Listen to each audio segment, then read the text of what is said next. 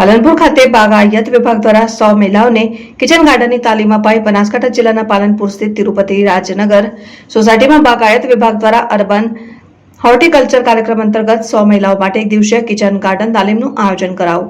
આ તાલીમ શિબિરનો ઉદ્દેશ્ય મહિલાઓને ઘર આંગણે શાકભાજી ફળોના ઉત્પાદન, કુદરતી ખાતરની તૈયારીઓ, કચરાના પુનઃ ઉપયોગ પદ્ધતિઓ અંગે જાગૃત કરવા અને તેમને સરકારની બાગાયત વિભાગની યોજનાઓ અંતર્ગત ઉપયોગી માહિતી આપવાનો હતો। આ પ્રસંગે બાગાયત વિભાગના નાયબ નિયામક શ્રી જે.બી. સુથાર, મદદનીશ બાગાયત નિયામક શ્રીમતી અનન્યાબેન જોશી તેમજ બાગાયત અધિકારી શ્રીઓ વેલજીભાઈ દેસાઈ, વિરેન્દ્રભાઈ જોશી, શ્રીમતી રમીલાબેન ચૌધરી, શ્રીમતી મકસુદાબેન મીર હાજર હતા। તિરુપતિ રાજનગર સોસાયટીના પ્રમુખ મનોજભાઈ ઉપાધ્યાય, મંત્રી શ્રી જસવંતસિંહ વાઘેલા તેમજ કારોબારી સભ્ય શ્રેયસભાઈ પણ કાર્યક્રમમાં ઉપસ્થિત રહ્યા હતા। શ્રી જે.બી. સુથાર દ્વારા બાગાયતી પાકો અને યોજનાઓ અંગે મહિલાઓને વિગતવાર માર્ગદર્શન આપવામાં આવ્યું।